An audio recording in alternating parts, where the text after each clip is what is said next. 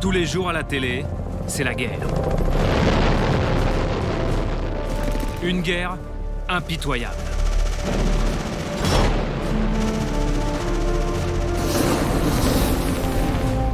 Mais une guerre juste. Une guerre pour nous sauver, nous, consommateurs victimes de la crise. C'est la guerre des prix. Un combat sans merci, où des mousquetaires affrontent des nouveaux commerçants. La vie chère a du souci à se faire. Intermarché, tous unis contre la vie chère. Où les Charles Leclerc prennent les carrefours, font sauter les casinos et mettent à genoux les plus valeureux soldats du discount. Vous qui choisissez la crème fraîche légère premier prix qu'on peut trouver chez Lidl ou ED par exemple, saviez-vous qu'en moyenne elle était moins chère chez Leclerc? Plus bas sera le prix, plus belle sera la victoire.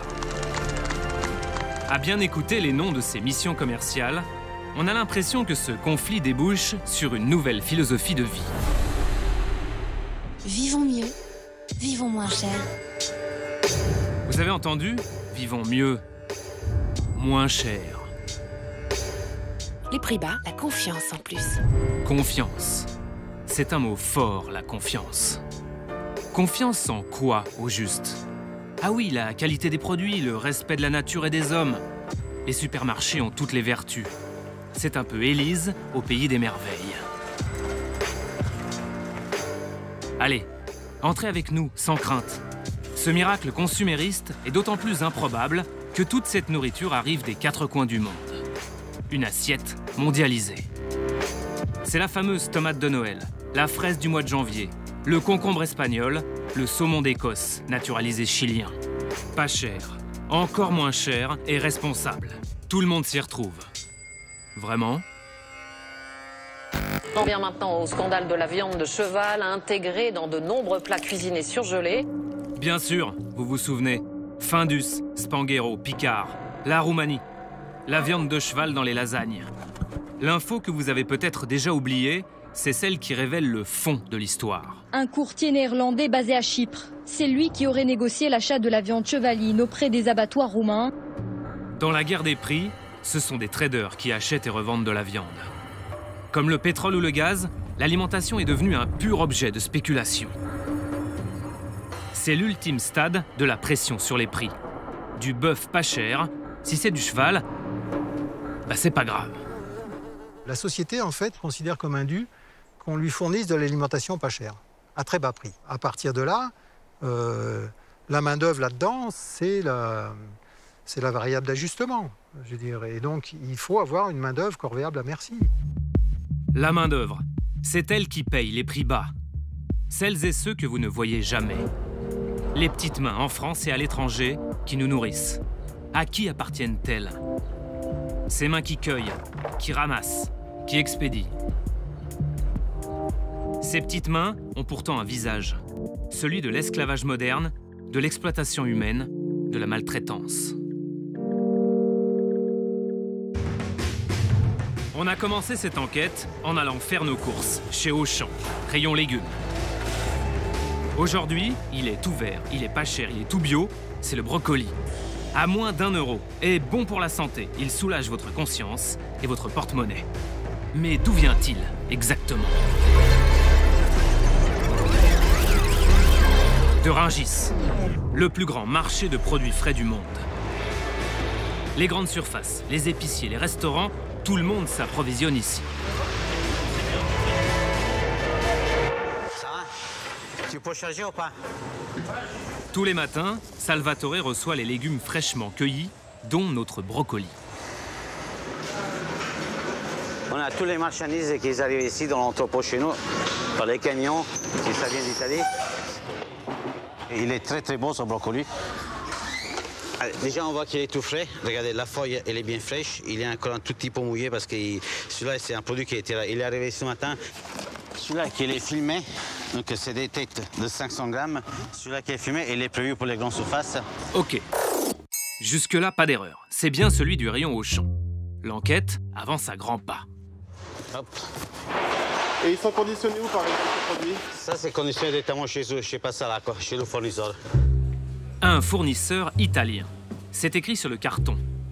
Il habite là, dans les Pouilles, une région du sud de l'Italie. On a roulé toute la nuit et on est tombé sur Pier Paolo Passalacqua, le patriarche, le fondateur de l'entreprise. Pier Paolo, il est du genre, tu vois mon petit, un jour, tout ça sera à toi. Votre exploitation, c'est une des plus grandes de la région? C'est une des plus grandes de la région. C'est comme chez les Américains. Pier Paolo Passalacqua produit donc du brocoli, mais aussi du fenouil ou du raisin, que du bio en quantité industrielle. Chez lui, le bio, c'est d'abord un engagement. Le futur, c'est le bio. Le futur, c'est le bio. Moi, ça fait plusieurs années que je fais du bio. Pour tamiser tout cet or vert, il en faut des petites mains dans les champs. Des mains qui viennent d'où, au fait? Dans les bonnes entreprises, vous trouverez des Italiens, des Roumains, des Bulgares, des Moldaves. Il y a de tout, en fait. Regardez bien, eux là-bas. Si vous voulez des ouvriers bien spécialisés, il faut prendre des Italiens bien spécialisés. Seuls les Italiens peuvent faire ce travail de qualité. Et vous les payez combien? Une dizaine d'euros de l'heure. Ça me coûte cher, mais si vous voulez de l'italien, il faut y mettre le prix. De l'italien à 10 euros, plein les champs. Parce que chez Passalacqua, ça chôme pas. On exporte tous les jours des légumes par camions entiers. Nous exportons beaucoup en Angleterre, en Suisse, en Allemagne, en Hollande et en France. Tiens, des ouvrières spécialisées qui préparent les brocolis pour la France. Si l'on en croit le patron, elles doivent être italiennes, non? Bulgarie, Lituanie. Et vous êtes bien payé ici? Oui. Combien? Je ne peux pas vous le dire. Allez, dites-moi. Bon, 1 heure, 4 euros. Et combien d'heures par jour? 8, 10? 9 heures. Vous commencez à comprendre comment on obtient un prix bas? Vu le prix, je savoure. Chez Auchan, ils proposent des fruits et des légumes à moins d'1 euro le kilo tous les jours. Ah bon, je sais pas. Et saviez-vous que des ouvrières qui travailleraient à la chaîne 9 heures par jour, 7 jours sur 7, payées 4 euros de l'heure, c'est interdit par la loi italienne? Quand on vous disait qu'il avait des convictions, Pier Paolo Passalacqua. Continuons. Dans la région, nous rencontrons un ouvrier agricole sénégalais qui a participé à la récolte des brocolis bio vendus chez Auchan. Il nous tend l'enregistrement des négociations salariales menées pour lui et une quinzaine de ses collègues africains avec l'un des dirigeants de la société Passalacqua, le neveu du patron. Se vuoi lavoro quando c'è, io a 25 euro ti posso dare il lavoro quando c'è. Però tu mi avevi detto che... Lascia perdere tutto quello che abbiamo detto. Questi sono i fatti. Io ti posso dare 25 euro quando c'è il lavoro. Lascia perdere quello che ti ho detto. Il padrone qui, il padrone dell'azienda, dice io più di 25 euro non pago. Qui dalla mattina alla sera vengono squadre di bulgari, di rumeni che vogliono lavorare anche per 22 euro. Pour les ouvriers africains, ça sera seulement 2,70 € de l'heure. Vivons mieux, vivons moins cher. Auchan. Nous proposons donc une petite modification à la prochaine campagne d'Auchan. Nous vivons mieux, ils vivent moins cher. Auchan. En attendant, nous relisons la charte d'éthique commerciale d'Auchan. Elle tient sur une page. Mais bon, il y a l'essentiel.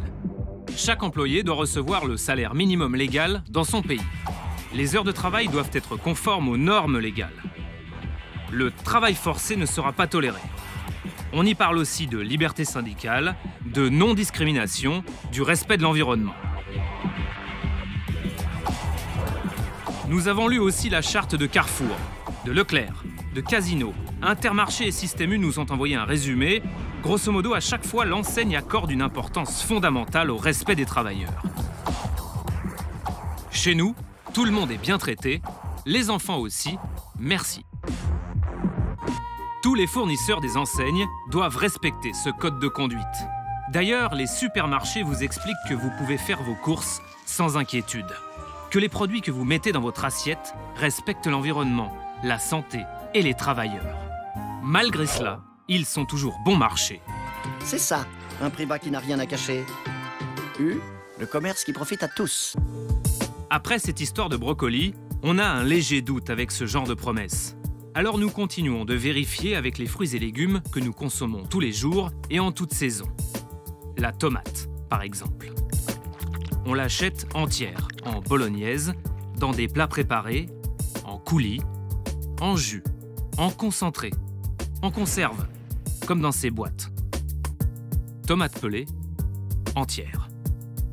Estampillée Auchan, Carrefour ou simplement tomate. 70% des tomates en conserve bon marché de nos rayons viennent d'Italie. En particulier de Foggia, dans la région des Pouilles. Oui, celle du brocoli bio. Le futur, c'est le bio. Comme nous avions été choqués lors de notre premier séjour, nous décidons de repartir sur de bonnes bases, en ouvrant un guide touristique. Selon l'Office de tourisme des Pouilles, la région est pleine de promesses. Vous passez la nuit chez une vieille dame dans une somptueuse villa. Elle vous prépare un casse-croûte. Vous pouvez ainsi pédaler toute la journée, sans effort, même en montée. Vous êtes le roi de la route. À part vous, personne. À Milan, on vous mettrait une contravention, mais là, vous pouvez conduire avec les pieds. Autour de vous, les vieilles pierres du Castel del Monte côtoient le bleu azur de la mer. Vous glissez de colline en vallon, jusqu'à une petite église où des gens à la fois pittoresques et généreux vous invitent à leur mariage. Le paradis. Dès notre retour sur place, on a été légèrement déçus. Nous sommes à 2 pas de la ville de Foggia, mais dans ce que les gens du coin appellent le Grand Ghetto, en plein milieu des champs de tomates. Nous arrivons en octobre, c'est la fin de la saison. Du printemps à l'automne, entre 1500 et 3000 immigrés vivent ici. Ce sont tous des cueilleurs de tomates. Pas facile pour nous d'entrer dans le bidonville. Sénégalais, Ivoiriens, Maliens, la plupart arrivent d'Afrique de l'Ouest. Ils ont honte de leurs conditions de vie. Difficile de les filmer.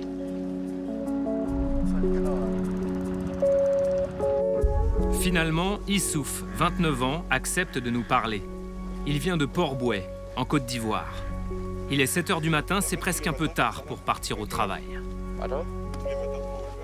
Aujourd'hui, on doit travailler juste à côté et ça ne demande pas, ça met seulement une vingtaine, trentaine de minutes pour y arriver. Raison pour laquelle je suis encore là, sinon à 4 h du matin, je serais déjà parti. La tomate, cette année, c'est fini. Issouf ramasse des olives. Ça pourrait être du fenouil ou du brocoli. Pour avoir le droit de vivre au Grand Ghetto, il faut verser au moins 100 € par saison aux propriétaires du terrain pour installer une baraque. Et ici, c'est là où nous dormons présentement. Et ça, c'est la première couverture, la deuxième et la troisième. Parce qu'avec le froid, on n'arrive pas à tenir avec ces maisons où laquelle qui est couverte de carton. Charpente en contreplaqué, mur en carton. Isolation en plastique. En face du baraquement d'Issouf, bienvenue au réfectoire. Ici, c'est là où l'on peut cuisiner. On chauffe quand même l'eau pour se laver. Dans le garde-manger, peu de légumes. Pas même une boîte de tomates pelées. Ça, c'est le sucre. Mais c'est congelé, là. Vous voyez? C'était de la poudre, mais c'est congelé. Ça fait trop froid? Ouais.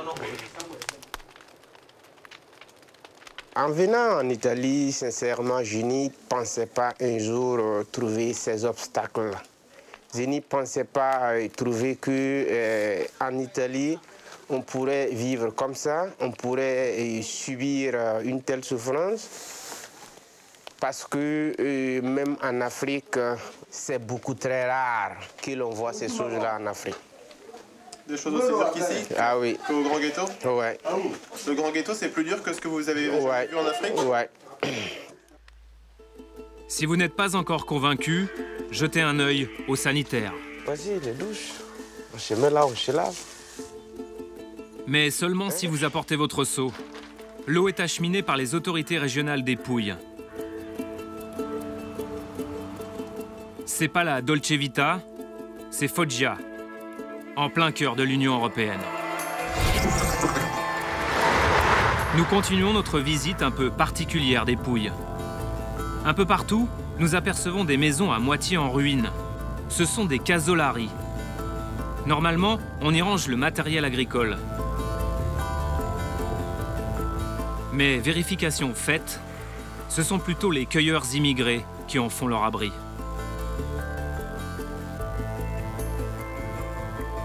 Combien sont-ils à survivre ainsi au milieu des champs en Italie? Il existe très peu de travaux statistiques fiables. Mais nous avons mis la main sur le rapport du principal syndicat de salariés agricoles italien, FLAI-CGIL. Il date de 2012. Cette étude, réalisée avec des chercheurs de l'Université de Milan et certains procureurs de la République italienne, annonce 400 000 immigrés clandestins travaillant dans le secteur agricole. À Foggia, les syndicalistes de CGIL nous proposent d'assister à un acte rarissime. 2 saisonniers marocains veulent porter plainte contre leur patron. Et quel est ton problème? Ils m'ont rien payé. On a travaillé pour rien. Quand je lui dis de me donner mon argent, il me répond « Attends, on verra plus tard. Demain, après-demain, la semaine prochaine. » Et les horaires alors? À quelle heure vous commenciez le matin et à quelle heure vous finissiez? On commençait à 7 h jusqu'à 13 h. On reprenait à 13h30 et on finissait à 16h30. Parfois même à 17 h. 9 heures de cueillette par jour.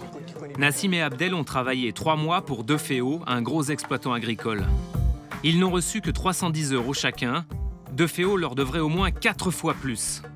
Ils ont pris quelques photos d'eux pendant la cueillette, mais préfèrent rester anonymes. L'un d'eux est sans papier. Et le salaire alors? Il était payé par qui? Le chef de l'équipe, le caporal. Un caporal? Pourquoi parle-t-il d'un caporal? L'employeur, le patron italien, il s'en remet à ses caporaux qui battent la campagne pour recruter des travailleurs. Ils leur disent « Vous voulez venir travailler ?» Les cueilleurs ne savent pas toujours chez quel propriétaire ils vont travailler, combien ils vont être payés, les horaires qu'ils vont faire. Ils n'ont pas de rapport avec l'employeur, mais seulement avec ce caporal. Un caporal, comme à l'armée. Dans les champs, une organisation quasi militaire. On appelle ça le système du caporalato, enraciné dans tout le secteur agricole du sud de l'Italie. Sans caporal, pas de travail.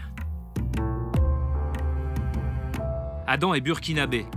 En 2011, il ramassait les tomates près de Lecce, dans les Pouilles. L'année passée à Nado, on était plus de 60 personnes. Bon, les vrais contrats, peut-être c'est 20 contrats. Le reste, ils prennent les gens dans les noirs et les prix ne sont pas la même chose. Bon, les grands dealers, nous, on a attendu que le caso, normalement, c'était 10 et ils nous payent à 4 €. 4 € pour une caisse de 300 kilos de tomates, ramassées en 1 heure. Et à chaque fois, le caporal prélève son pourcentage. Adam a filmé discrètement la récolte avec son téléphone portable. Le seul blanc sur ces images, c'est le caporal. Il est en train de faire l'appel. Adam,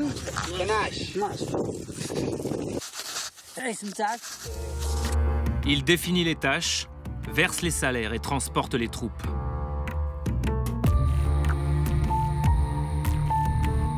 À 8, dans une camionnette, c'est pas de la charité, c'est de la rentabilité. Le caporal facture aussi tous ses services aux travailleurs.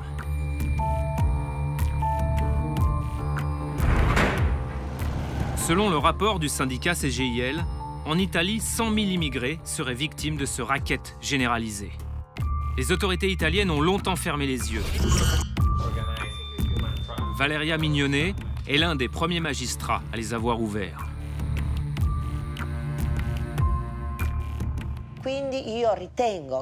Pour moi, c'est une forme d'esclavage moderne. D'ailleurs, la Convention de Genève compare ces conditions d'exploitation à de l'esclavage. L'unique contact des cueilleurs avec l'extérieur, c'est le caporal.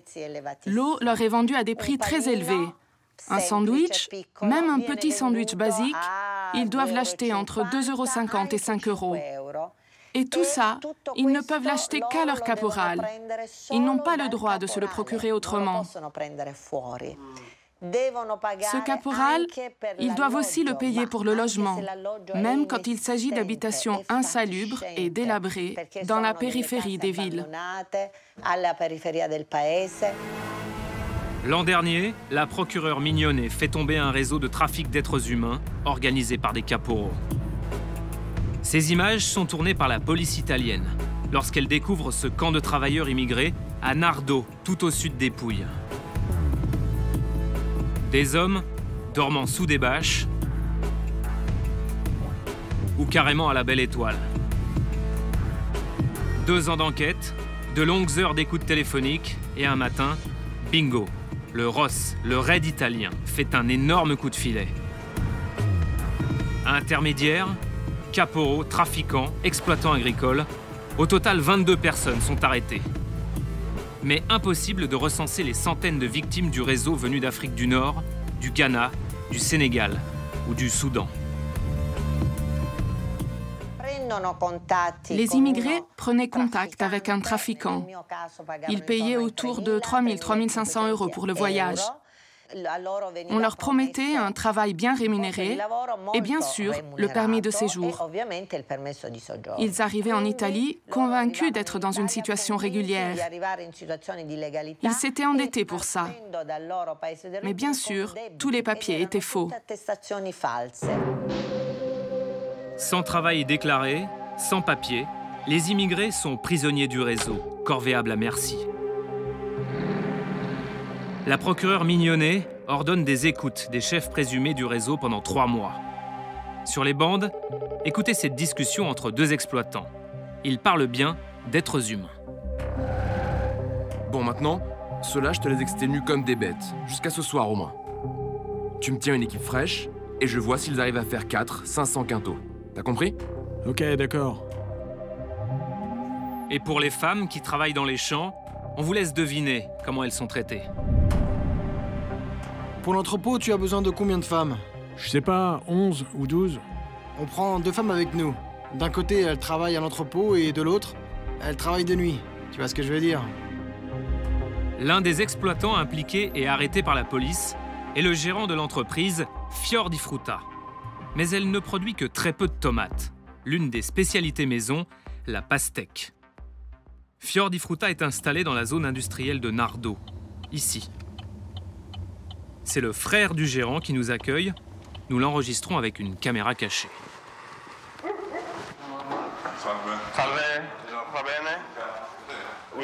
Nous avons des témoignages qui disent que Fior di Frutta fait du caporalato, utilise des travailleurs immigrés. Est-ce que c'est parce que vous devez faire plus de profit? Non, ce n'est pas vrai. C'est vrai que les étrangers vivent dans des conditions pas très satisfaisantes. Mais bon, il faut voir aussi comment ces gens-là vivent chez eux. Eux, ils me disent, moi, je suis bien ici à dormir sous un arbre. Même si c'est un peu dur, je suis bien sous l'arbre. Ben oui quoi, après tout, finalement. C'est sympa le camping sauvage entre copains, pour un job d'été. A priori, avec un tel discours, cet exploitant n'a aucune chance de respecter la charte éthique d'un supermarché français. Vous êtes d'accord? Vous exportez en France? Oui, nous exportons en France, à Carrefour. Fior di Frutta vendrait donc des pastèques à Carrefour, en passant par un intermédiaire de la région. Nous nous empressons d'aller vérifier. Histoire de savoir si les pastèques sont vendues non seulement à Carrefour, mais peut-être à d'autres enseignes françaises. Bonjour. Nous laissons tourner la caméra cachée. Désolé, on n'a pas le choix. Nos principaux clients, c'est la grande distribution.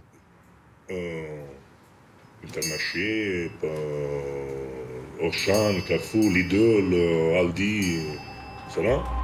Non seulement Carrefour, mais beaucoup d'autres supermarchés français seraient des clients de cet intermédiaire. C'est à ce moment-là qu'on a commencé à envoyer des mails, passer des coups de téléphone à toutes ces enseignes. Et croyez-nous, avant qu'elles nous répondent, on a le temps de regarder pousser les légumes. En attendant la récolte, nous poursuivons l'enquête et retrouvons les travailleurs marocains. Vous vous souvenez les deux hommes qui voulaient porter plainte contre leur employeur pour cause de maltraitance et absence de rémunération. Ils avaient pris quelques photos d'eux dans les champs. Ils nous emmènent près des locaux de leur ancien patron, mais n'osent plus s'approcher. Ils craignent des représailles après notre départ. Alors nous y allons seuls, histoire de vérifier si les tomates produites ici partent en France. Vous avez deviné, on est encore obligé d'utiliser une caméra cachée. Bonjour. Cette entreprise a vendu des tomates entières l'an dernier en direct à Auchan, à 3 supermarchés dans l'est de la France. Une opération ponctuelle de 3 jours. Mais en plus de ça, via un intermédiaire, la société expédie 3 camions de tomates par jour à une entreprise installée au pied du Vésuve, près de Naples. La société Jaguaro. C'est la 3e conserverie de tomates d'Europe. Un poids lourd. 115 millions d'euros de chiffre d'affaires.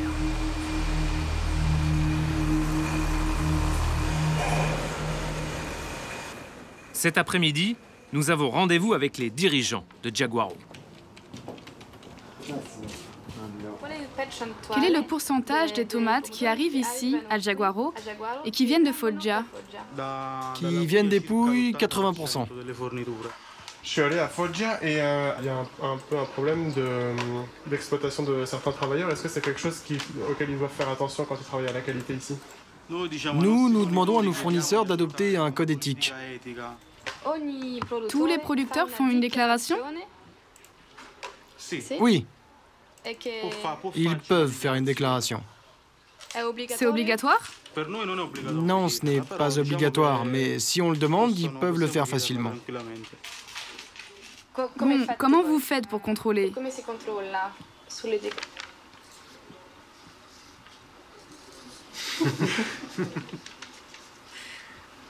Coupé. Pour s'assurer que les tomates mises en conserve ne sont pas le fruit de l'exploitation de travailleurs immigrés, Jaguaro se repose sur ce genre de certificat validé par une société d'audit. Dommage, les fournisseurs n'ont aucune obligation légale, la démarche est basée sur le volontariat. Donc ça, c'est une preuve, pour vous, ça suffit? Oui. Mais eux, ils vont sur le terrain, ils vont voir comment ça se passe dans les champs à Foggia. Vous savez pas ça? On peut pas savoir? Oui, on peut pas savoir. Et est-ce que un jour vous avez envie d'aller voir un peu comment ça se passe dans les champs? Je vais réfléchir. Pourquoi vous voudriez pas y aller? Et parce qu'en fait, moi, j'ai fait un autre travail. Donc, si je commence à aller dans les champs, moi, j'ai pas le temps de vendre les produits.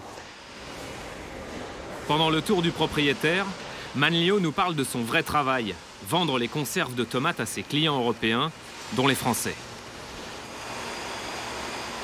Chaque semaine, il y a presque 45-50 camions qui vont partir pour la France. Chaque semaine, 50 camions? Oui, plus ou moins. Toute l'année? Toute l'année, oui. 50 camions par semaine, soit plus de 1500 tonnes de tomates en conserve.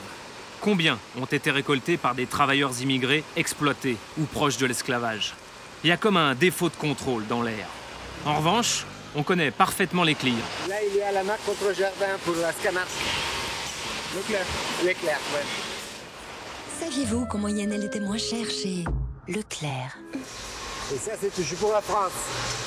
Il y a la marque U. C'est ça, un prix bas qui n'a rien à cacher. U, le commerce qui profite à tous.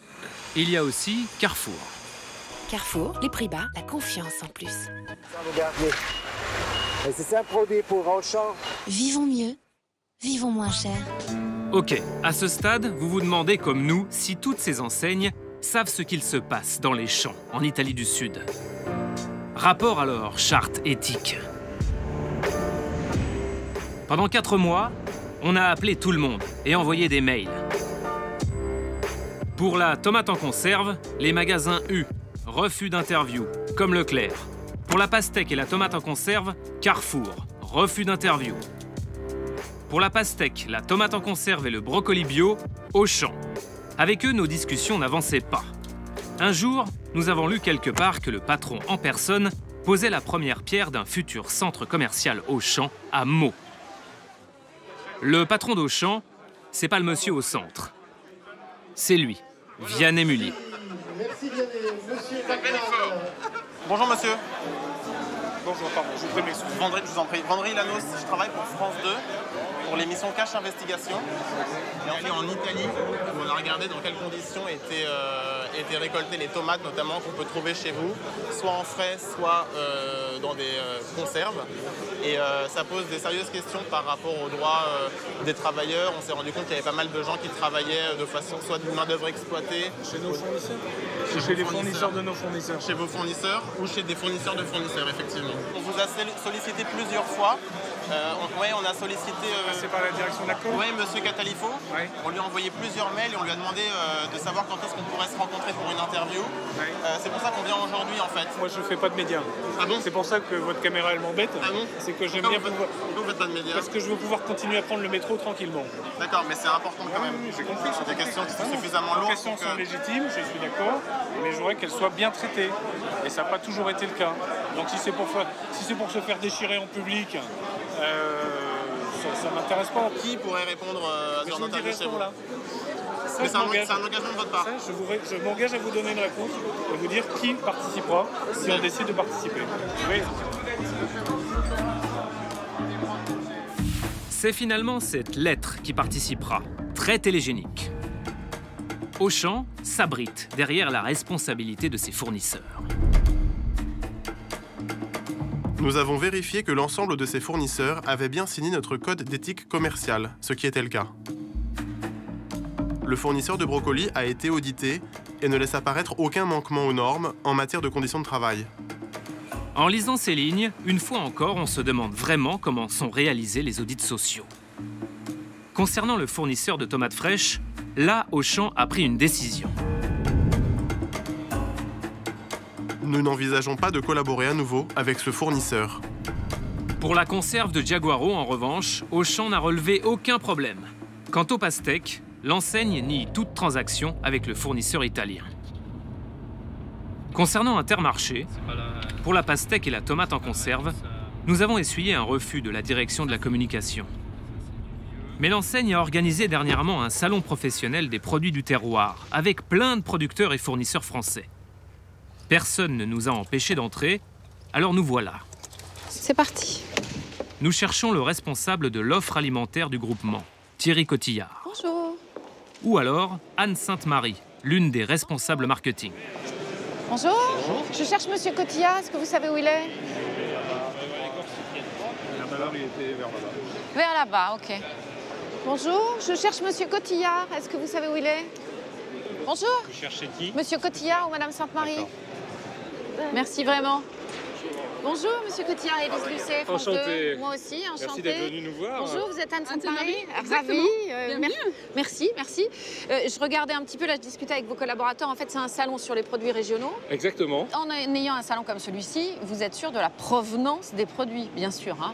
Ouais, là, on sait que c'est fabriqué en France, qu'on espère toutes les origines de matières sont françaises. Ouais. Et de toute façon, derrière un salon comme ça, il y a des ingénieurs qualité du groupe qui vont se déplacer, qui vont aller auditer, qui vont reprendre la traçabilité. Et avec l'actualité, on ne peut plus sérieusement. Oui, il y a des contrôles, c'est sérieux, etc. Je vous demande ça parce que nous, on s'est procuré cette petite boîte que vous connaissez certainement, c'est du concentré de tomates. Oui.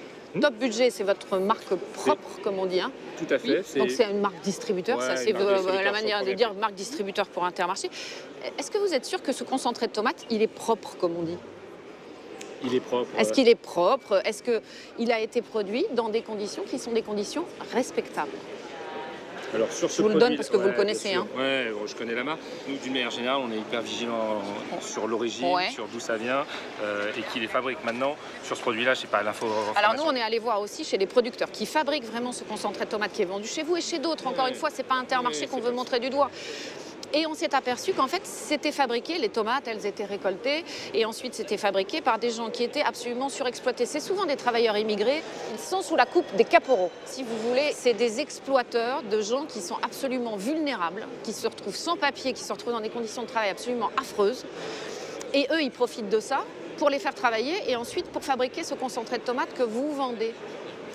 Alors, ça vous pose souci quand même, non? Ça nous pose souci, bien évidemment, parce que les valeurs de notre enseigne, c'est pas ça, c'est pas l'exploitation des gens, c'est pas la mauvaise bouffe, etc. Sur la démarche nutritionnelle et ce qu'il y a dedans, il faut savoir qu'on fait des audits de fournisseurs. Et sur le social, alors? Et sur le social, il y a aussi, alors beaucoup moins en France, puisqu'en France, le travail est protégé, etc. Oui, ça j'imagine, mais quand les sourcings sont à l'étranger, notamment en Asie, parce qu'il y a des choses qui viennent d'Asie, il y a normalement dans notre groupe des contrôles. Mais là, c'est tout près, c'est dans les Pouilles, ici en Italie, donc est-ce qu'il y a eu des contrôles là-dessus? Si. Moi on va vérifier, mais je pense que ça n'a pas l'air d'être le cas. Moi, je me mets à la place du consommateur. C'est pas normal que moi, je sois au courant de ça et que vous ne le soyez pas. Là, on est face à des travailleurs immigrés, ils vivent dans un ghetto qui s'appelle le Grand Ghetto, c'est près de Foggia en Italie. C'est des bidonvilles, ils sont dans des bidonvilles et ils produisent quelque chose que vous vendez. Comment vous réagissez?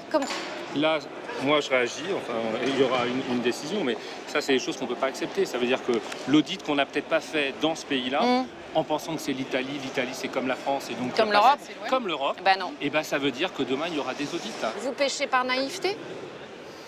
Par naïveté, je ne sais pas, il y a aussi certainement beaucoup de produits, beaucoup de fournisseurs et qu'aujourd'hui, ça devient impératif d'être sur tous les dossiers, sur tous les produits et sur tout. Vous êtes d'accord que c'est important pour le consommateur? C'est capital. On a travaillé sur la tomate et on a travaillé aussi sur des pastèques. Des pastèques qui sont vendues encore une fois chez vous, mais pas seulement, qui sont aussi vendues dans des grandes marques françaises. Elles sont produites dans une exploitation. Je vais vous montrer le visage d'un homme. Regardez, je vous le montre. Il s'appelle Pantaleo Latino. Il est accusé d'avoir exploité avec une vingtaine de personnes un véritable réseau humain, si vous voulez. C'est de l'esclavage moderne. Donc cet homme, il fait de l'esclavage moderne, il vend des pastèques. Moi, je suis cliente d'Intermarché, je viens chez vous, je ne m'attends pas à ça, quoi. Non, mais c'est pas quelque chose qui peut être acceptable d'avoir ça en parallèle. Vous ne pouvez pas accepter ça? Bien sûr que non. Donc, mais vous l'avez accepté?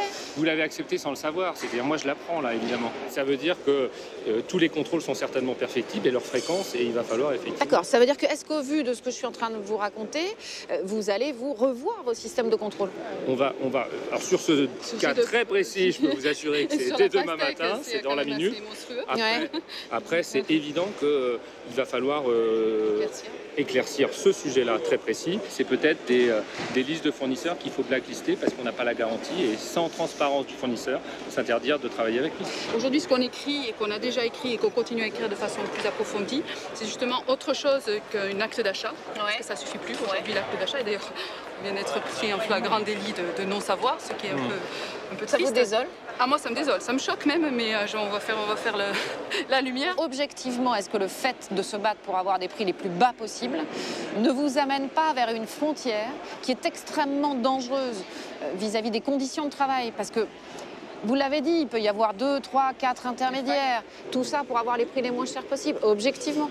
Alors très objectivement, nous on ne rentrera pas dans cette course effrénée à tout le moins cher possible et sans condition en face. Je peux vous assurer que notre volonté, c'est le prix le plus bas du marché, mais avec des vraies responsabilités qu'on a nous à côté. C'est-à-dire de travailler avec des PME, de ne pas tuer l'agriculture française ou autre, et d'avoir des engagements que ce qu'on met sur le marché soit le plus simple possible et le plus responsable. En tout cas... Ça veut dire que vous allez retirer ces produits du marché? On va tout de suite se renseigner. Oui, ça c'est le genre de décision qu'on est capable de prendre. Mais ça veut surtout... Si c'est confirmé, vous allez retirer ces produits du marché? Sur celui-là, oui. Bien sûr. Engagement ferme vis-à-vis des consommateurs? Bien sûr, oui. Bien sûr. Merci beaucoup. Merci beaucoup. Merci, à bientôt. Au revoir. Depuis notre visite chez Intermarché, le groupe a commandé un audit social approfondi de son fournisseur de conserves de tomates.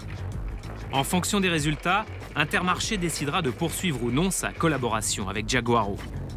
Pour la pastèque, l'enseigne déclare 28 tonnes commandées pour l'année 2012. Mais rassurez-vous, pas de pastèque en 2013. La nouvelle récolte bat son plein depuis 2 mois dans le sud de l'Italie. En pensant aux travailleurs du Grand Ghetto et à nos courses de fin de semaine, on se demandait simplement quel sera le prix des tomates cette année?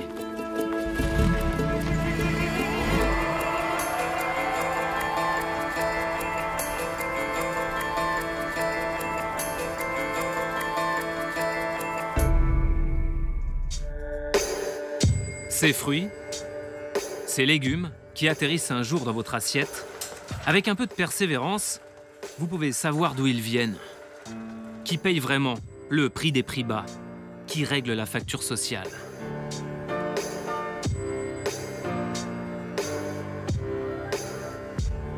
Mais il y a un produit pour lequel cette facture est encore plus salée. C'est le poisson. En mer, pas de témoins, pas de police, pas de syndicats. Et l'exploitation de la main-d'œuvre va encore plus loin.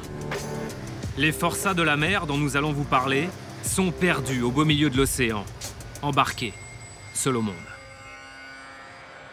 Pour espérer raconter leur histoire, il faut se lever tôt, 3 h du matin.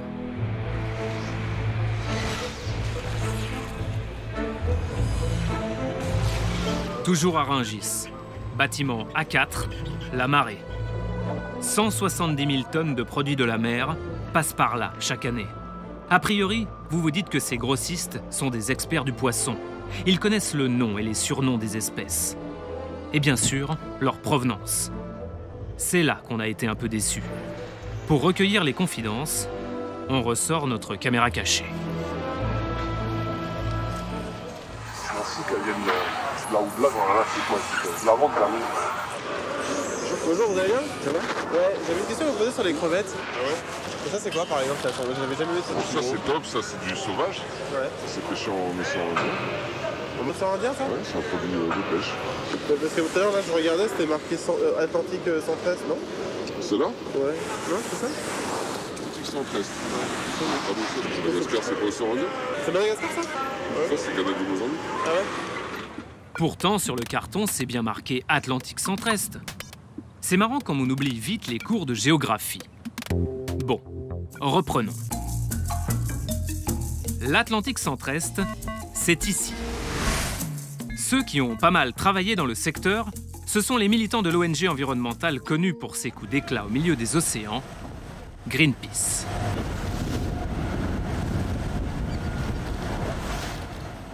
Le responsable pêche de Greenpeace France est non-voyant. Pourtant, il garde les yeux bien ouverts sur les conditions de vie de ces forçats de la mer. On travaille sur la pêche industrielle, justement que ce soit par ses enjeux environnementaux mais aussi sociaux.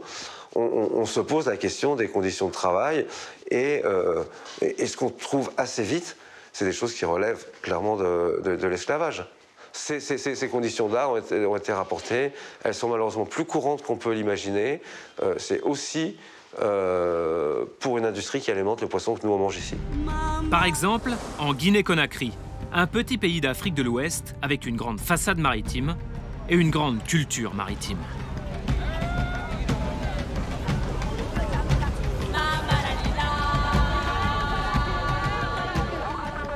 Conakry, la capitale. Les artisans pêcheurs du port de Boulbinet partent tous les jours à l'assaut de cette mer parmi les plus poissonneuses du monde. Mais la concurrence est rude.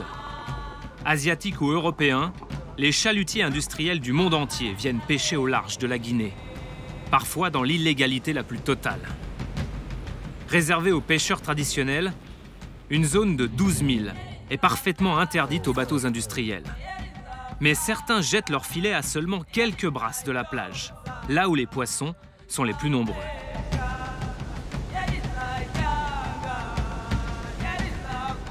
Et pour piller les mers du coin au meilleur prix, on se moque du droit maritime, comme des droits de l'homme. C'est ce que dénonce EJF, une ONG anglaise. Dans son dernier rapport sur la pêche illégale en Afrique de l'Ouest, l'organisation décrit les abus, les mauvais traitements dont sont victimes les milliers de marins embarqués à bord des chalutiers coréens et chinois.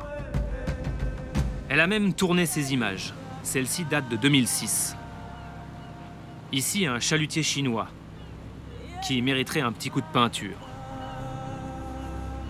À l'intérieur de ce genre de navire, voici les ateliers de traitement du poisson.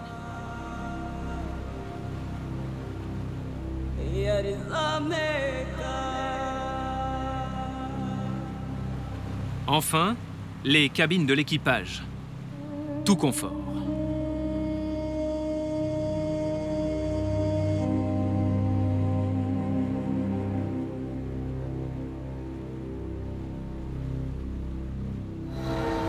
Retour à terre. Dans la banlieue de Conakry, à 1 heure du port, nous avons rendez-vous avec un marin qui a vécu l'enfer en mer. Ali Seni, 38 ans, travaille sur ces chalutiers industriels.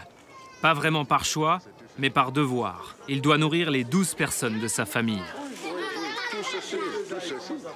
J'ai navigué avec eux plus de 12 bateaux. Plus de 12 bateaux chinois. C'est la même chose. C'est la même chose. Tu travailles abondamment, nuit au jour. Pas à dire qu'aujourd'hui c'est dimanche, pas un jour de repos. Quand tu te reposes, ton contrat est annulé.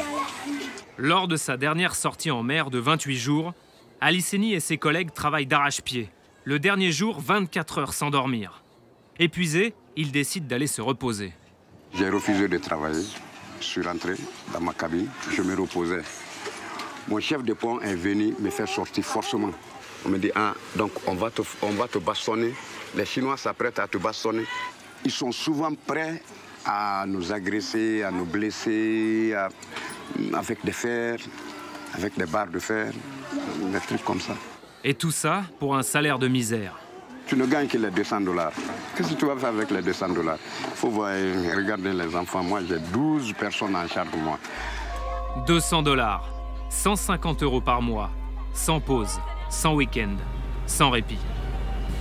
Pour recueillir d'autres témoignages et comprendre à quoi ressemble la vie sur les chalutiers industriels, nous nous rendons au syndicat des marins-pêcheurs de Guinée. Devant la caméra, les marins prennent la parole pour faire l'inventaire des mauvais traitements qu'ils subissent au large. Tous les partis nous demandaient, parce que j'étais mal au ventre, quand nous débarquer, pour que nous allons rentrer, pour suivre le soin à l'hôpital. Donc dans ça, ils se sont jetés sur moi. Ils voulaient me jeter dans l'eau. J'ai crié le nom de ce dernier, Ousmane Kaba. Il est venu à l'intervention. Directement, on lui a cogné un coup de poing. Il est tombé. En se levant maintenant, ils ont pris le barre de fer aussi, ils ont cogné sa tête. C'est quoi ça? C'est le cicatrice. Frappé à la tête, Ousmane s'évanouit. Sérieusement blessé, il attend 4 jours que le bateau retourne au port pour être enfin soigné.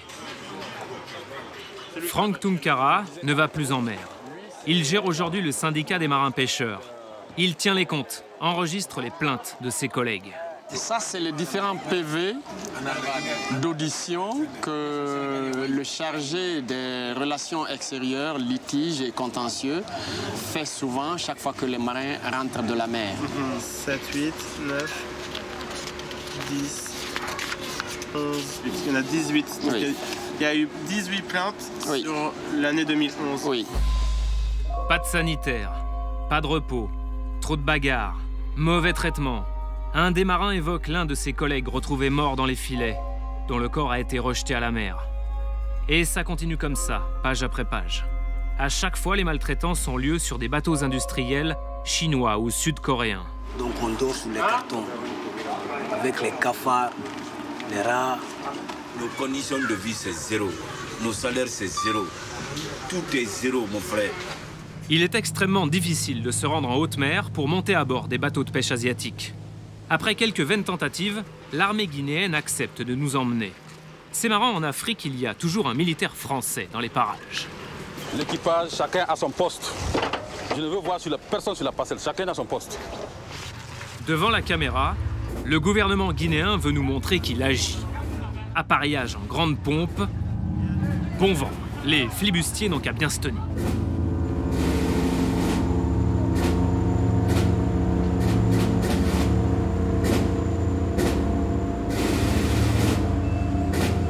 Les ennemis ne dorment pas. Il ne faut pas que nous aussi, nous dormons aussi. Donc c'est notre raison d'être à la marine. Bon, d'accord, c'est un peu facile de se moquer. Mais si on le fait, c'est parce qu'en réalité, les autorités guinéennes organisent cette sortie juste pour nous. Au quotidien, jusqu'à aujourd'hui, elles n'ont pas vraiment agi pour empêcher les abus. Après 2 heures de mer, nous apercevons un chalutier coréen. immobile, à l'intérieur des eaux territoriales guinéennes. C'est une zone de pêche interdite pour les navires industriels. Nous y allons.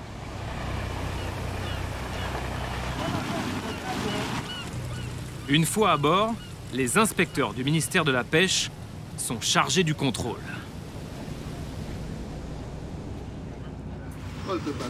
D'emblée, le capitaine sud-coréen annonce qu'il est en panne. Ça serait la raison de sa présence près de la côte, dans la zone de pêche interdite. Nous en profitons pour aller voir l'équipage, à l'intérieur du navire. Ça, c'est la cabine de qui? Une des cabines des Africains. Des Africains? Oui, les Guinéens. C'est ici qu'ils habitent, quoi? D'accord. 8 marins dorment ici, dans 5 mètres carrés. Ah, ok. Come on. Voici la cuisine. À première vue, c'est un peu moins catastrophique que sur d'autres bateaux. Mais bon, on est très loin des standards modernes européens ou sud-coréens. Les bateaux coréens, c'est pas bon. C'est pas bon pour moi. Ouais. Qu'est-ce qui se passe? Le salaire, il est tout petit. C'est combien? 170 $. C'est bon ça pour toi ou pas? Non, c'est pas beaucoup, non, non. Ici, il n'y a pas de papier de contrat. Ici, c'est là où ils travaillent? Oui. On peut voir comment ça a commencé? Nous n'avons pas beaucoup de temps. Direction la cale. Juste quelques minutes pour constater que le poisson pêché ici au large de la Guinée, une fois emballé, devient sud-coréen. Un beau tour de passe-passe. Car depuis 2007, la Guinée n'a pas le droit d'exporter son poisson en Europe pour des raisons sanitaires. Il n'y a pas assez d'infrastructures à terre pour garantir la fraîcheur de la marchandise. Et trop de corruption des autorités pour assurer des contrôles fiables sur les bateaux de pêche au large. Normalement, les poissons pêchés ici ne devraient pas arriver en Europe. Alors on change leur nationalité. Demandons au capitaine où il compte expédier son vrai faux poisson coréen. Le poisson va en Europe. Comment vous l'envoyez en Europe? Le poisson, comment il va en Europe? Il passe par l'Espagne, par le port de Las Palmas. Ah, Las Palmas. Ah, ok. Sur le carton, un identifiant, Corf 181. Par cet agrément, Bruxelles autorise le bateau coréen à livrer sa pêche, chez nous. Pour braver l'interdiction d'importer du poisson guinéen en Europe, le système est bien rodé. Des bateaux congélateurs viennent chercher la cargaison, souvent pêchée illégalement près des côtes. Ça s'appelle le transbordement, ce n'est pas permis. Les bateaux congélateurs repartent illico vers le port espagnol de Las Palmas, aux Canaries, porte d'entrée de l'Union européenne. Nous y sommes. En enquêtant à Las Palmas, nous dénichons ce tableau officiel des autorités portuaires. Les allées et venues de 3 bateaux congélateurs en 2012 entre l'Afrique de l'Ouest et Las Palmas. Selon nos calculs, ils auraient livré dans ces hangars au minimum 35 000 tonnes de faux poissons asiatiques. Le Lianrun, le Haifeng, 2 navires chinois, et un coréen, le CETA 73. Après vérification, le CETA 73, c'est le bateau qui importe en Europe le poisson pêché par le chalutier sur lequel nous sommes montés, au large de la Guinée. C'est écrit ici, dans les documents du représentant des douanes espagnoles à Las Palmas. Mais pour lui, aucun problème. Le poisson est coréen, un point c'est tout. Est-ce que ce n'est pas un problème que ce soit marqué Corée? Non, l'origine, c'est la Corée. Pour un douanier, si le poisson est pêché dans les eaux internationales, l'origine, c'est l'origine du bateau.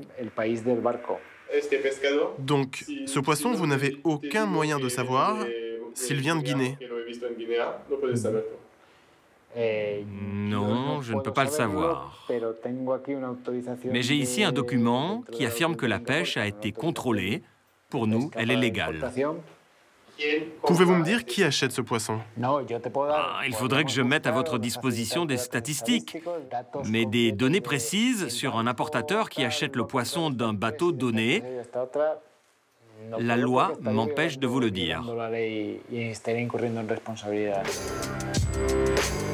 Voilà comment l'Union européenne laisse débarquer du faux poisson asiatique dont elle ignore et l'origine et les conditions dans lesquelles il a été pêché, sans nous dire où il va. Va chez le poissonnier, Pêcher des idées. le poisson t'as le choix. Pour manger sympa. Va chez le poissonnier, pêcher des idées chez votre poissonnier. Mais la traçabilité, c'est pas encore gagné. Allez, un dernier coup de rame. Direction Bruxelles.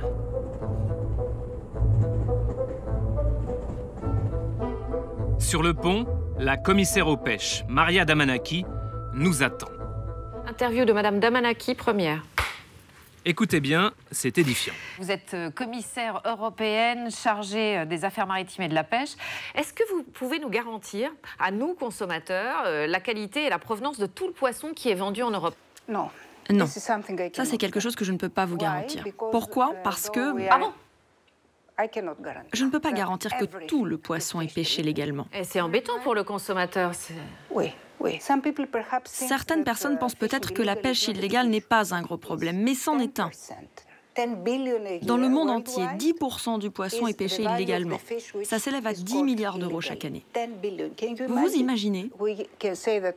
Nous pouvons dire que nous faisons des progrès, mais nous ne sommes pas sûrs à 100% que tout le poisson qui arrive dans notre assiette est pêché de manière légale. Nous, en allant à Las Palmas, aux Canaries, on trouve du poisson qui a été pêché en Guinée-Conakry. Les importations sont interdites en Europe depuis 2007. C'est écrit noir sur blanc par vos services. Ces bateaux, ensuite, sont transbordés sur des bateaux qui sont ou chinois ou coréens. Ils arrivent à Las Palmas, aux portes de l'Europe. Ils transbordent ce poisson. On va le consommer, nous tous, et il ne se passe rien. Donc, vous comprenez. Mais dans le port de Las Palmas, ils doivent contrôler. Ce n'est pas si simple. Tous les bateaux qui arrivent à Las Palmas ne peuvent pas débarquer comme ça. Si ça arrive... Ils vérifient, ils inscrivent même sur des documents officiels. Nous ne pouvons pas être partout. Nous devons travailler avec les États membres, ensemble. Donc je ne vais pas décerner les mauvais points aux autres. Nous prenons nos responsabilités. Nous ne pouvons pas y arriver tout seuls. C'est un fléau mondial. Ce qu'on découvre quand on va là-bas, c'est 8 hommes qui sont entassés dans une cabine qui doit faire 4 mètres carrés, qui ont à peine une couchette pour dormir, des conditions sanitaires absolument déplorables. C'est de l'esclavage moderne qu'on découvre quand on va là-bas. Vous êtes d'accord? Yes, je suis d'accord. Je sais, je suis d'accord avec ça. C'est ma responsabilité. Je ne peux pas ignorer cette situation. Je ne peux pas mentir et dire que ça n'arrive pas. Cet homme, on le voit, il a reçu un coup sur la tête, il a la tête entaillée. Donc voilà, on se dit, quand je rassemble tous ces documents, rien ne me garantit que le poisson que je vais acheter dans mon supermarché, il n'est pas produit dans ces conditions-là. Je voudrais vous dire quelque chose qui n'est pas simple, mais je dois le dire. Effectivement, sur ces chalutiers, on travaille comme ça, et ensuite le poisson est exporté vers l'Europe.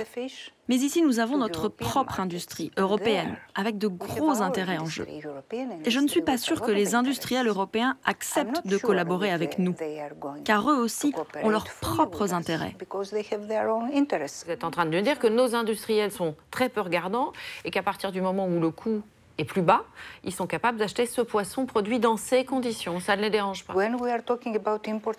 Quand on parle d'import-export, il s'agit de très grosses entreprises avec des milliers, des millions d'euros de profit chaque année, avec des millions de personnes qui travaillent pour eux, du moins des milliers. Alors c'est compliqué. Ces gens ont vraiment du pouvoir. Est-ce que je me trompe si je dis que vous édictez des règles, vous voulez les faire respecter, mais vous n'arrivez pas à les faire respecter et que finalement les pirates, entre guillemets, des mers sont parfois beaucoup plus forts que l'Europe tout entière? Combien de personnes vous pensez que nous avons ici dans notre département? Vous en avez une idée? À la Commission européenne? Vous êtes combien? Dites-nous. En tout, 20 personnes. 20 personnes pour contrôler le poisson mondial qui arrive en Europe. Laissez-moi vous promettre que l'année prochaine, la législation sera en place. On vérifiera. Hein? Oui. Okay, it was very good, very interesting. Comment elle disait déjà, la publicité? Les prix bas, la confiance en plus. Ah oui, la confiance. Tout à coup, on a comme un doute en lisant les étiquettes des boîtes de conserve de poissons.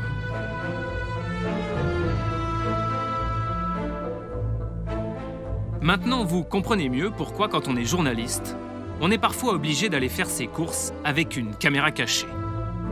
Les enseignes de supermarchés ne nous laissent pas souvent farfouiller dans leurs rayons. Tous ces beaux produits, bien présentés, bien éclairés, qui nous hypnotisent et nous empêchent de voir l'essentiel.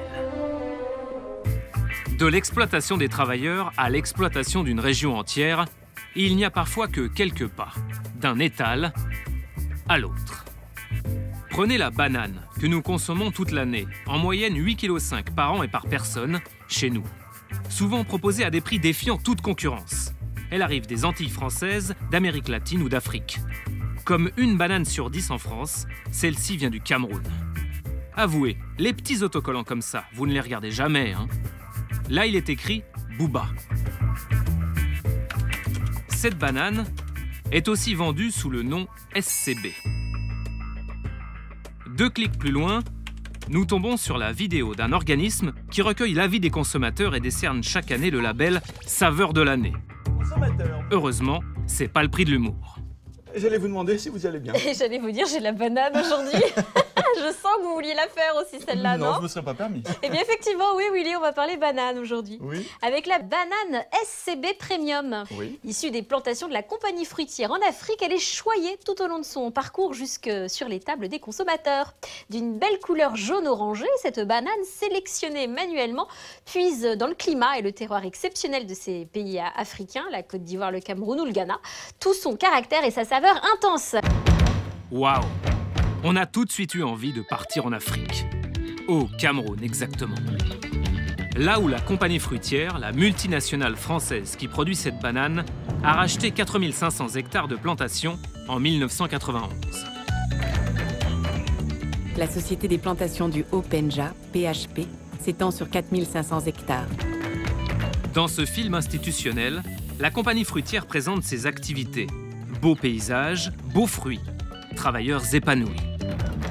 Propriétaire de ces plantations, la compagnie fruitière a pu mettre en place une politique environnementale basée sur la pratique d'une agriculture raisonnée, la protection du milieu naturel et la réduction de l'impact environnemental de son activité.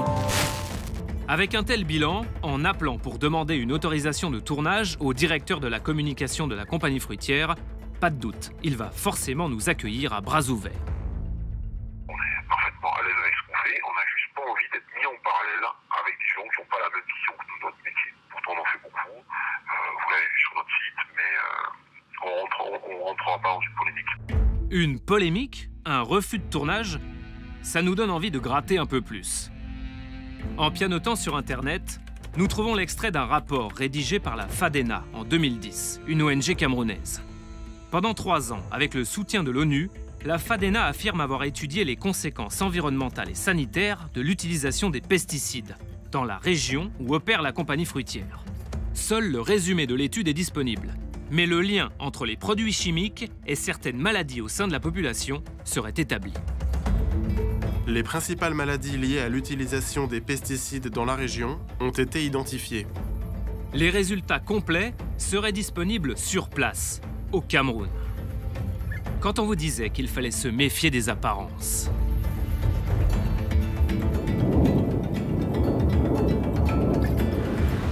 Quand nous arrivons à Yaoundé, la capitale du Cameroun, premier problème, la FADENA n'a plus d'adresse. En fait, nous apprenons qu'elle a même été dissoute. On avait quand même un numéro de téléphone, alors on a appelé. Allô? Oui, allô? Oui, bonjour monsieur, c'est l'ONG FADENA? Je vous entends. Oui monsieur, on aimerait bien pouvoir vous rencontrer. Et, pourriez-vous nous dire où vous trouvez?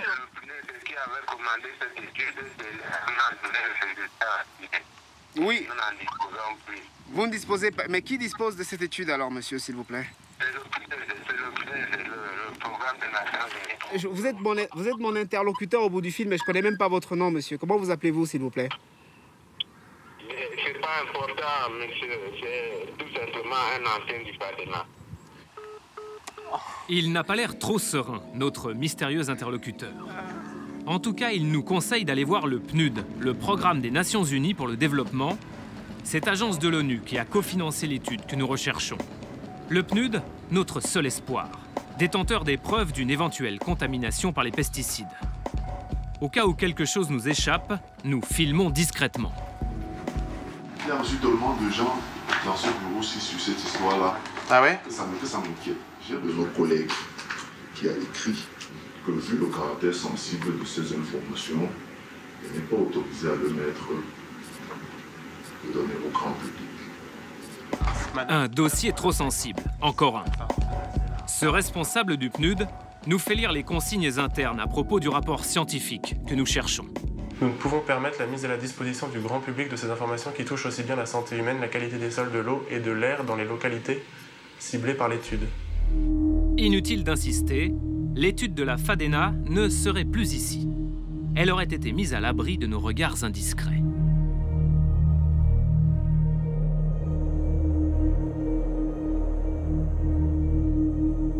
Impossible d'en savoir plus sur un éventuel lien entre les pesticides et les maladies des populations qui vivent près des bananeraies dans la région de Djambé-Penja. C'est le fief de la PHP, la filiale de la compagnie fruitière au Cameroun.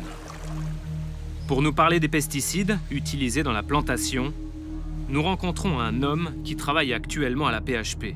Il préfère rester anonyme. En roulant au milieu des bananeraies, nous lui soumettons une liste de produits phytosanitaires interdits en France. Alors ça, c'est des fongicides pour commencer. Ça, il y en a qui vous utilisez là-dedans? Oui, nous utilisons le Bravo 728, le Bravo. Le Bravo a été retiré du marché français en 2010, possible cancérogène. On a utilisé le Ditane. Le Ditane, irritant des voies respiratoires, retiré en 2007 chez nous. Le Manzat 75. Vous utilisez encore ça? Le Manzat 75. Le Manzat 75, également retiré en 2007, irritant des voies respiratoires, polluant des cours d'eau. Le Ciganex, on utilise. Le Ciganex n'est plus vendu chez nous depuis 2000. Ses effets toxiques sont encore mal définis. Est-ce que vous vous rendez compte que, en fait, tous ces produits-là que vous utilisez encore, c'est des produits qui sont arrêtés depuis très longtemps, parfois en France? Est-ce que c'est normal? Au niveau de la France, ça a été utilisé parce qu'on a constaté que c'est un produit dangereux pour la santé. Ces pesticides sont toujours autorisés au Cameroun. Selon notre témoin, la PHP les utiliserait donc dans ses plantations. Sur son site internet, la société affirme en tout cas qu'elle respecte la réglementation camerounaise, française et européenne. Ce que dénoncent surtout les habitants du coin, ce sont les techniques de pulvérisation des produits chimiques. Au sol, mais aussi par avion. Lors d'épandage, comme on le voit sur ces images tournées récemment.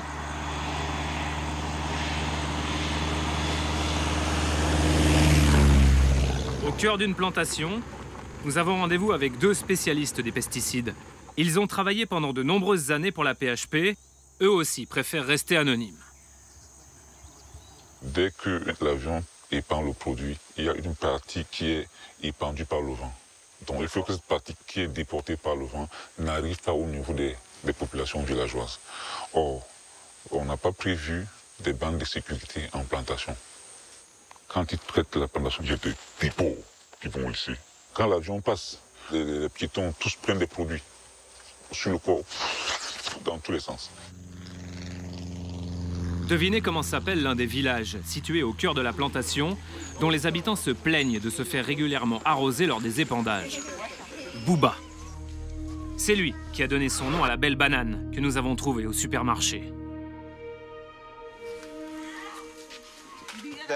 Les maisons sont juste à côté de la plantation. Oui. Quand ils viennent, nous souffrons, toujours. Ils viennent au-dessus du village, et nous ne pouvons rien faire. Les produits chimiques? Oui, ça nous tombe dessus. Ça tombe même sur le cacao qu'on fait sécher par terre. Ça l'empoisonne. Est-ce qu'ils vous préviennent avant de venir répandre les pesticides? Non. Personne ne nous prévient.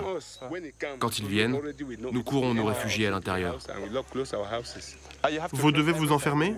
Oui, quand ils larguent. Des épandages 2 fois par mois qui peuvent nuire aux populations installées près des plantations. Mais pas seulement. Il est arrivé que des habitants de la petite ville de Djambé-Penja reçoivent aussi la pluie toxique sur la tête. Il y a une quinzaine d'années, Guy Merlin se trouvait sur la place du marché de la ville avec des amis. On était au quartier comme ça, surtout l'avion passe, on se retrouve, tout le monde est mouillé. Nous avons fait 4 jours à l'hôpital, on nous a désintoxiqués, on a fait tout. Quand nous sommes sortis, Moi, surtout, j'avais eu le problème des yeux. Et on m'a envoyé chez un ophtalmologue. J'ai demandé à la société de se conventionner, de me donner l'argent que j'aille consulter un médecin. Ils ont refusé, c'est avec mon propre argent que j'ai consulté un médecin. Mais les pulvérisations menacent encore davantage les travailleurs de la banane. Pas forcément au moment du passage de l'avion, mais juste après, avec les produits qui se déposent sur les feuilles. Ce vieux monsieur, au regard de verre, a travaillé 30 ans dans les plantations. C'est en coupant les feuilles de morte maintenant que apparemment la poudre est tombée dans son œil. À ce moment-là, il est tombé. C'est le blanc qui est quitté de son bureau, venu le prendre et l'a amené à l'hôpital. Depuis qu'il a perdu la vie, le blanc ne lui a même pas donné 100 francs par rapport à ton œil que tu as perdu dans la société. Il n'a absolument jamais été indemnisé par la PHP? PHP don't give some money.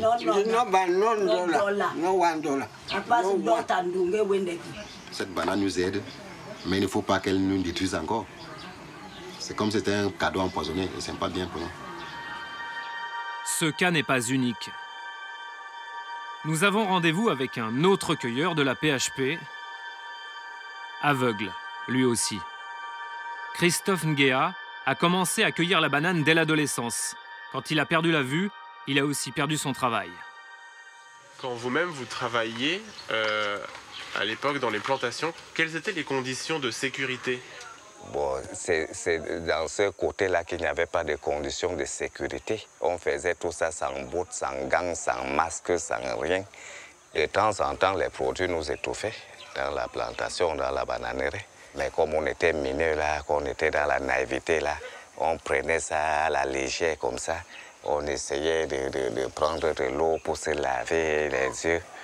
Et ils essayaient aussi de me soulager avec les courriers là, quelques trucs là. La vue baissait. Ça baisse, ça ne faisait que baisser. Quand votre vue a commencé à baisser, ils vous ont licencié en fait, c'est ça, directement? Voilà, ils m'ont licencié. J'espère toujours à la guérison. J'ai remis tous mes trucs dans les bras du Seigneur.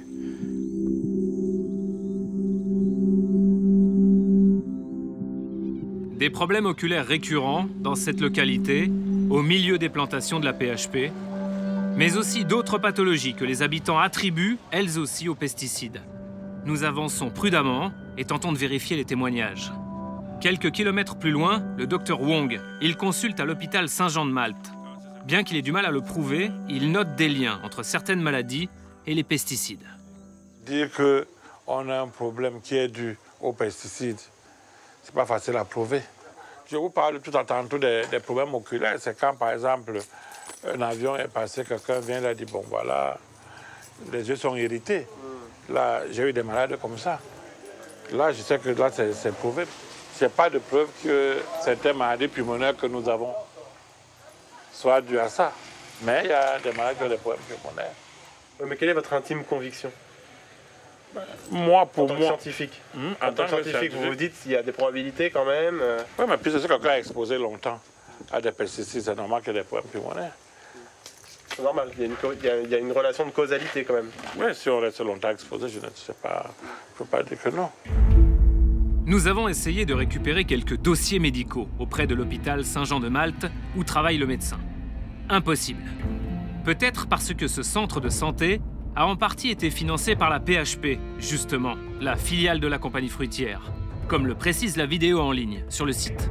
Un hôpital permet également de soigner les populations locales. Pas facile d'accumuler des preuves au milieu des bananeraies.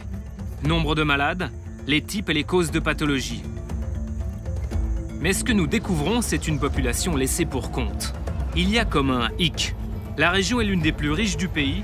Pourtant, regardez autour de vous. Visiblement, la commune de Djomé-Penja n'a pas l'air de profiter de l'argent de la banane. L'ancien maire de la ville affirme qu'il est allé directement à la case prison pour avoir soulevé ce problème. Tout juste élu à la mairie en 2007, Paul-Éric Kingé cherche des financements pour sa ville. Il trouve des comptes à sec. Selon lui, les grandes entreprises de sa commune ne payent pas la patente, l'équivalent de la taxe professionnelle. Et parmi elles, le plus gros employeur privé du pays, la PHP. Nous avons une entreprise comme la PHP qui fait des milliards, qui ne paye pas une seule patente. Donc, j'arrive, je dis à ces gens, comme vous semblez vous amuser avec des impôts depuis plusieurs années, ma commune n'a pas d'argent, vous devez désormais payer. Paul-Éric Kingé obtient immédiatement le soutien de l'administration fiscale camerounaise. Le directeur général confirme qu'il veillera à la stricte application de la loi. Dorénavant, les entreprises comme la PHP payeront l'impôt comme tout le monde. Mais 2 mois plus tard, le 28 février 2008, le maire est arrêté, accusé d'être à l'origine d'émeutes populaires dans sa région.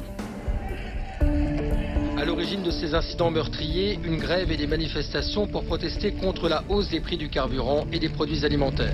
Les preuves manquent. Alors la justice l'accuse ensuite de voler l'argent de la mairie. D'audience en appel, à chaque pas, une nouvelle peau de banane. Kingé est toujours en prison depuis 5 ans. Il a profité d'une permission de quelques heures pour nous parler. Vous comprenez que si vous devez vous lancer, soit en tant que maire, soit en tant qu'individu, contre cette société, tous les moyens sont mis en place pour que vous soyez broyé. Allez, en tôle le maire. Ce sort a-t-il un lien avec le dossier PHP? Rien ne l'atteste. En tout cas, selon les comptes de la commune de Djambé-Penja, PHP n'a toujours pas payé l'addition. La compagnie fruitière, propriétaire de PHP, nous assurera plus tard par mail qu'elle verse désormais l'impôt, mais depuis 2011, et directement à l'État, pas à la mairie. Une chose est certaine, en 20 ans, la PHP n'a cessé d'étendre son domaine dans la région. Quitte à priver certains propriétaires de leurs terres, peut-être. Depuis quelques années, Éric Kemayou se bat pour récupérer l'héritage de son papa. Des parcelles agricoles que la PHP exploite toujours aujourd'hui. Il est écrit ici que mon père a acquis ces terres le 31 mai 1972. Lorsque son père décède, Éric Kemayou et ses frères essayent de comprendre pourquoi ils reçoivent un loyer dérisoire pour 75 hectares de terres agricoles. Le problème, c'est quand on a vu les sommes versées. On a demandé donc on a creusé pour voir le bail qui a été signé. Et c'est là qu'on s'est rendu compte que le bail n'a même pas été signé par mon père, mais par un représentant de l'État. Effectivement. Sur le bail, le tampon officiel n'est pas celui de papa, mais du préfet de la région. La famille n'a obtenu aucune explication, ni du gouvernement, ni de la PHP.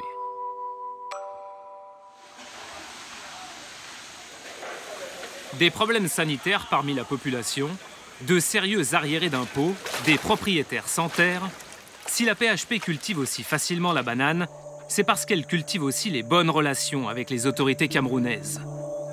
Tenez, par exemple, le député de la région, Ndono Mbanga. Son bureau est situé dans les locaux de la PHP. Incroyable. En fait, monsieur le député est aussi le directeur des relations extérieures de l'entreprise. Mes amis. Comme on nous a refusé notre demande de tournage, vous savez ce qu'on fait dans ces cas-là. On cache une caméra et on laisse tourner. Vous êtes député, vous êtes à la PHP. Est-ce que le mélange des genres, c'est pas quelque chose qui peut intimider les gens ici dans la région? Le fait qu'il soit député? Bah oui, parce que du coup, vous êtes député et vous travaillez à la PHP. Du coup, peut-être que les gens ils se disent, je vais pas aller voir mon député pour me plaindre de la PHP. Il y a des gens qui viennent ici, la PHP a détruit les cultures, la PHP a fait ceci, la PHP a fait ceci, et j'ai trouvé la solution. Et la solution équitable de notre objectif qui consiste à entretenir des relations de bon voisinage avec les riverains.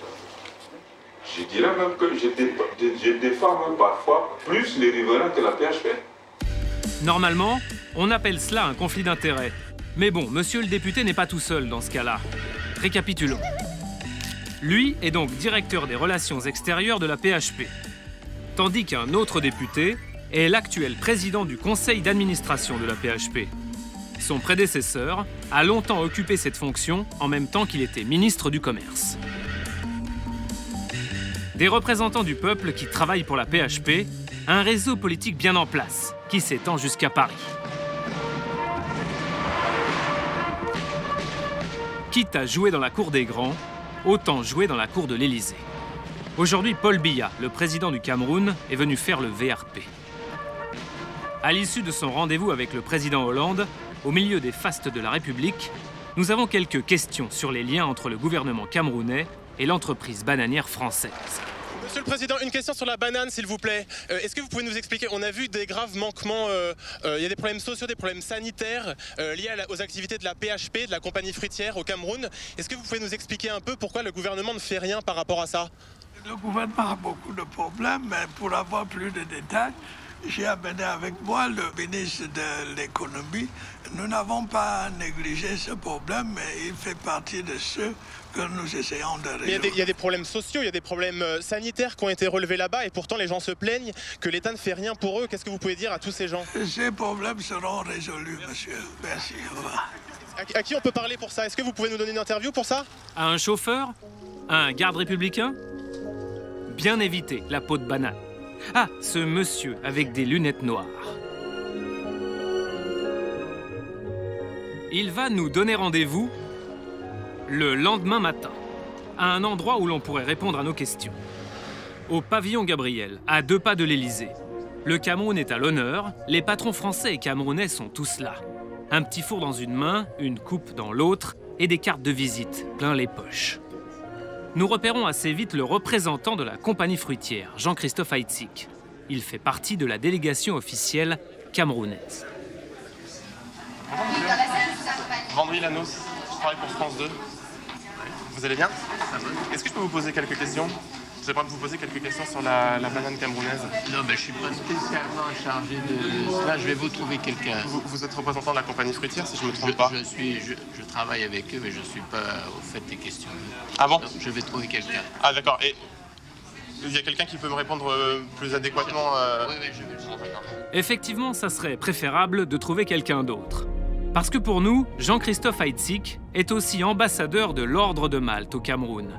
Oui, l'ONG qui dirige l'hôpital en partie financé par la PHP. Dans cette enquête, on n'a plus assez d'une main pour compter les conflits d'intérêts. Le président Biya vient faire son discours sans nous accorder le moindre regard.